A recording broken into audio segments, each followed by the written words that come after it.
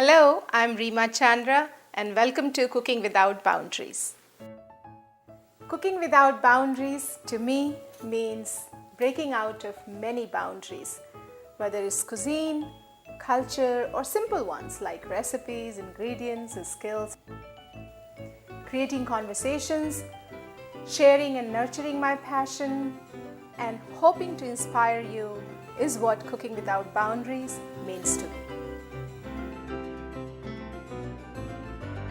Hi, I'm Reema Chandra and welcome to this episode of Cooking Without Boundaries. Believe it or not, today we are recording the 25th episode of Cooking Without Boundaries. You can probably guess what the theme of the show is going to be. It is pairing up food with wine, and I'm going the other way around. Usually people say pairing up wine with food, but we are going through Cooking Without Boundaries and entering into wine zone. Pairing up food with wine or wine with food. We need to follow, or we should follow, a certain set of rules. You know, something goes with sweet, something goes with tart, something goes with food that have spices in it. But amongst all of these rules, the most important rule is that go with what appeals to your palate. Taste palette. So in the end, if a certain wine that was suggested with a certain food doesn't appeal to your taste buds, change the wine, play with it. So today we will come out of those boundaries and see what goes with what. We're going to start with avocado, tomatoes, and fish wrap. Then we will make pepper and garlic flavored portobello mushrooms with brown rice. Then make juicy lamb chops. We will also quickly put together a very handy, easy appetizer item, tostadas topped with sweet and sour relish. So let's get started with cooking on today's show. Avocado, tomatoes, and fish wrap. For that, we need garlic infused olive oil, and I have showed you before how to make olive oil flavored with garlic. Crush some garlic and leave it to soak in the olive oil in a bowl, and that there is your garlic infused olive oil. So I will use 2 teaspoons of garlic infused olive oil and coat the pan. I'll let some garlics also go in there.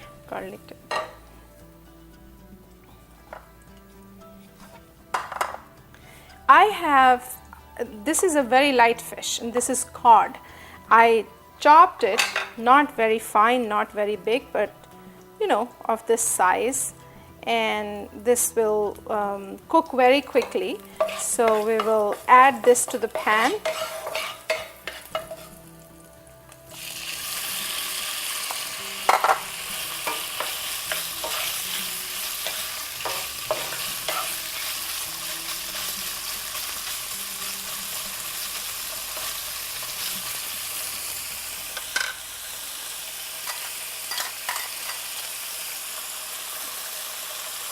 We'll add about half a teaspoon of salt, quarter teaspoon of paprika. Give it another stir. It takes about 3 to 4 minutes for this size cod pieces to cook, and particularly if they are not crowded in the pan, which they are not right now. They're not going to break so easily. Okay, the fishes look very good, smelling wonderful. At this point, we add avocado, a cup of coarsely chopped avocado here, and give it a stir.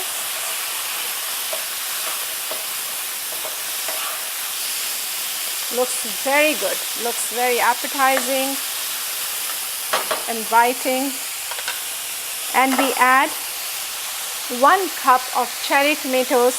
I have made halves of some of those and left some to be whole. So it's a mix of whole and cut up cherry tomatoes, and add that here. Look at the bursting color here, it looks so beautiful. Let the fish cook, and avocado and tomatoes also will soften up, take flavor of garlic and fish and salt, all of it together. I cut up a half of a lemon, and I'll squeeze the lemon juice here.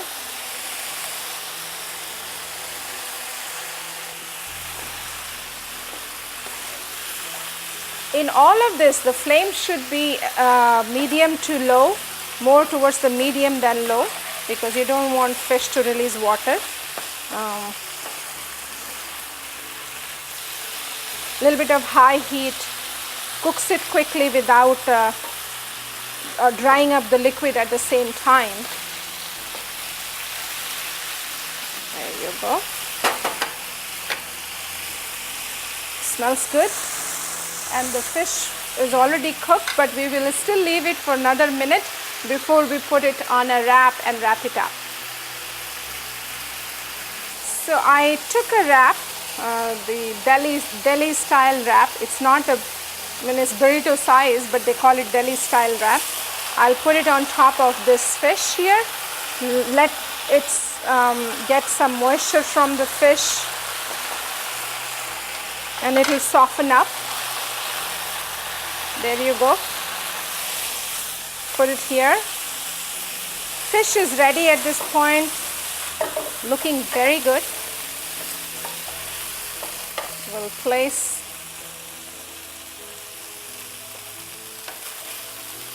a little bit of the mix here.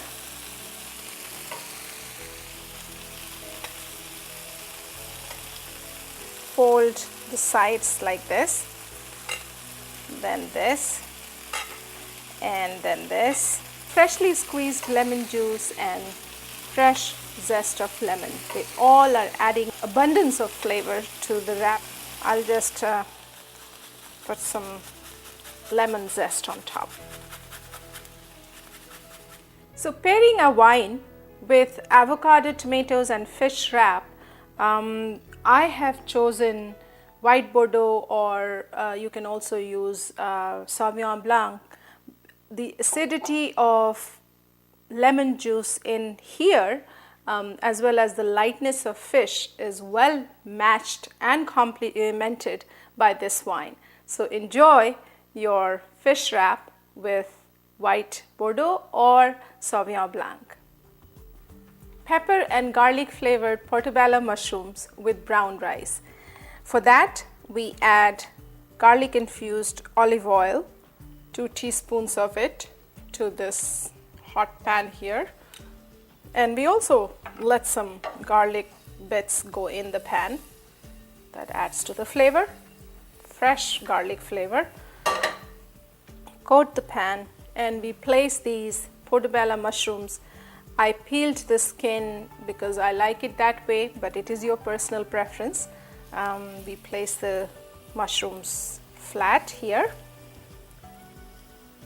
and I like to place them white side down because the black part here and the mushrooms, they have tons of water. So I want to delay the release of water in this pan as much as I can. So let's do that. And at this point we add actually a pinch of black pepper, a pinch each, and we drizzle some honey. You know, you've seen me before cooking with honey, adding a touch of honey here and there, and I've always said that we need balance of flavors there. The saltiness, the sweetness, the tartness, the spice level, everything. So we added the honey, the salt we haven't, we'll do that. Pepper, garlic, all that is gone in there.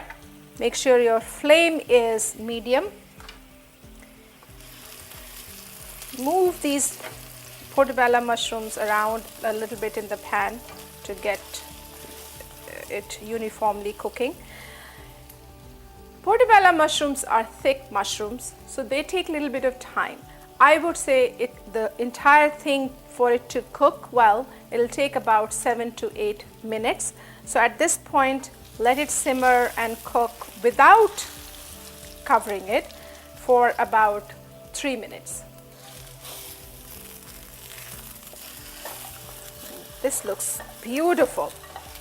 The caramelized honey and the garlic, everything on this mushroom.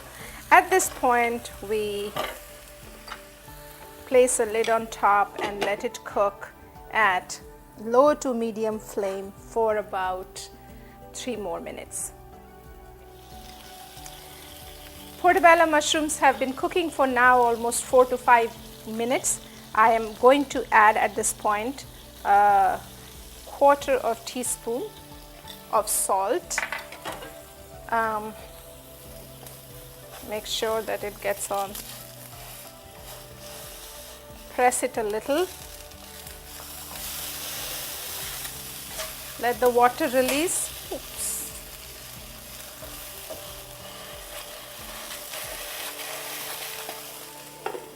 Cover it for another minute.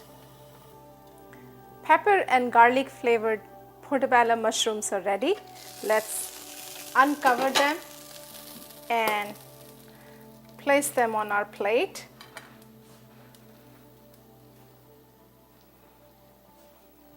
I found this cool gadget here for my kitchen where I can make these rice structures, and here are the mushrooms. Wonderful. This looks delicious.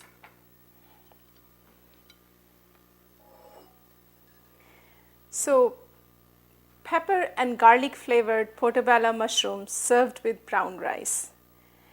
Because of the earthy flavor of mushrooms, wines like Pinot Noir goes very well with it.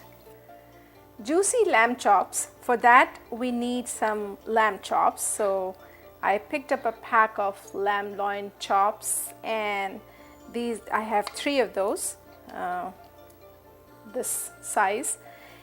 And to that I have added 1/4 cup of softened cream cheese, 1 teaspoon of ginger, 3 cloves of garlic sliced, a 1/4 teaspoon of paprika, and a pinch of black pepper. And then I mixed it all together, and then I added 1 cup of chopped tomatoes, just so that it gets some juices going and it'll cook in that. To start cooking, we add again garlic infused olive oil, 2 teaspoons. Coat the pan.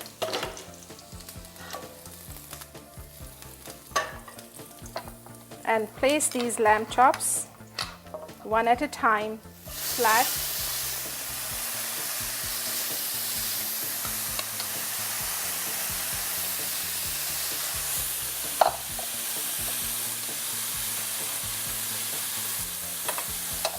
And we add the mix in here.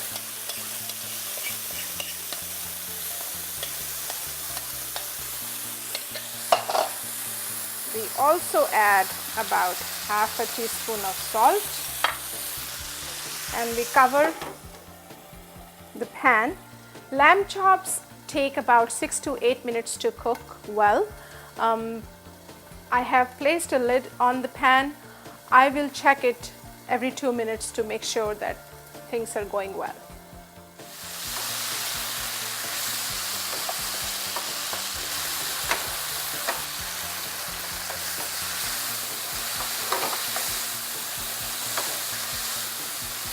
Smells wonderful and it's cooking very well.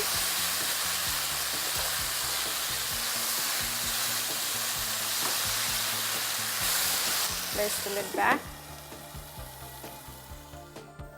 Various elements that we consider in a food item while pairing up with wine are fat, acidity, saltiness, sweetness, bitterness, and texture. For the lamb chops right now that we are making, there is fat and protein in it. So the fat and protein in the meat can be complemented with wine that has fruitiness to it, because we've also added spices to it. It is not spicy, but it has a spice flavors to it. So we need a wine like Cabernet Sauvignon or Riesling. The sweetness of Riesling complements lamb chops very well. So that's the fat element. The second element that we should think of while pairing wine is the acidity. Tartness in a dish should be matched with the tartness of the wine. If wine is less tangy, then what happens is it feels bland and it tastes washed out. So you do want to match the tartness in both things as close as possible. Like we did with fish dish. We made avocado, tomatoes, fish wrap with lemon juice in it, and the tartness there was matched with Sauvignon Blanc, and that went so well with the together went so well. So that was about the acidity.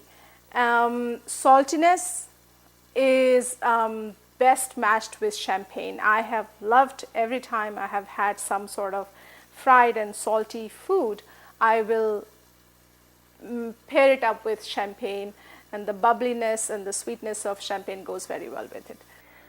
We have 30 more seconds to go with lamb chops, but I thought I'll share a story with you about Riesling. Riesling is our choice of wine to go with lamb chops today, and one would wonder that it is sweet wine. Why would you pair it up with red meat? Oftentimes I end up ordering or opening a bottle of Pinot Noir, but Riesling has certain sweetness to it that complements the spice level in the meat and also cuts through the fat and protein of it.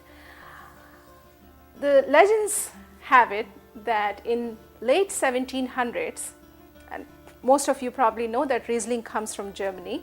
In late 1700s, a messenger was coming to the vineyards to tell them to pick up grapes, and he was robbed and looted and captured, and he didn't make it on time to bring this message. So the grapes rotted and they developed fungus, and by the time this message arrived to the vineyard, the grapes were already overripe and rotted. So it was harvested still, and it was given to the peasants. They made their own wine then, and the high sugar level in it preserved the acidity, and also the fungus that had developed lent a special flavor to the Riesling, and hence the Riesling was born. And that is why the sweetness comes. This was such a fascinating story that I thought I must share with you. Let's look at our lamb chops and try it up with wine. Lamb chops are ready. Serve it on a plate.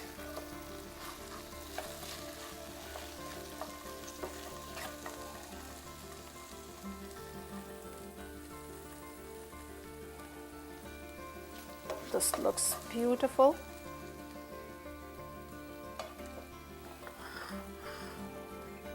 And this is my rice shaper. Here you go. The wine to pair up with juicy lamb chops are Riesling and Cabernet Sauvignon. When it comes to having a dish which is salty and crispy, I like to pair it up with champagne, something sparkling. So I have tostadas here with a little bit of a touch of marmalade and a touch of olive relish, and it's crispy, it's sweet, it's salty, and I like to pair it up with champagne. If we have sweet, It depends on the sweetness. How intense is the sweetness? If it is light, you could perhaps do it with Chardonnay, or if it is very sweet, then I like to pair it up with port wine. The sweetness has to match with the sweetness of wine has to match with sweetness of dessert. Otherwise, the wine would feel washed out. So these are the two other elements in a food item that we should pay attention to. The final element in a food item that we must look at, must consider, is the texture. Light kind of dish goes well with light wine, and rich and heavy dish go with rich and heavy wine. Whatever you decide to do, however you like to pair up your wine with food, at all times you must go with what your palate is asking you to do. That's the best judge. Talking about different kinds of wines, there were two stories that I particularly find very interesting and intriguing. One is about a grape called Petite Sirah, and many of you must have heard about it, that the grape itself is hardy, and it was developed by a nurseryman called Durif, so it is known as Durif grapes in France, and it made to California in America, became Petite Sirah, and it is hardy. It can handle the long distance shipment and transportation. So during Prohibition time, that was the only grape that could make it to America, and then it was turned into wine. The other kind of wine would be Alsace wine, which is another interesting story because it comes from a very small region, Alsace, which is between France and Germany along the Rhine River, and it is now in France, but right after World War II, it went back and forth between Germany and France. So the wines and the food and the culture, all of it coming from Alsace region, has both French and German influence. So these are some of the interesting and intriguing facts about wine and how we look at wine and how we have come to love wine so much and how we pair them up with our food. To tell you the truth, all this while, most of the time I would go with Pinot Noir because that was my comfort wine. But today I came out of my boundaries. I tried Sauvignon Blanc with the fish. I tried many other different wines with different dishes. I came out of boundaries and paired up wine with food. Hope you do too. Any question, any suggestion, any ideas, please write to me at reema@sharontv.com or call me at 617-504-5136.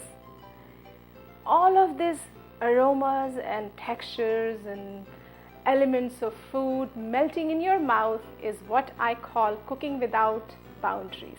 Until next time, happy cooking without boundaries.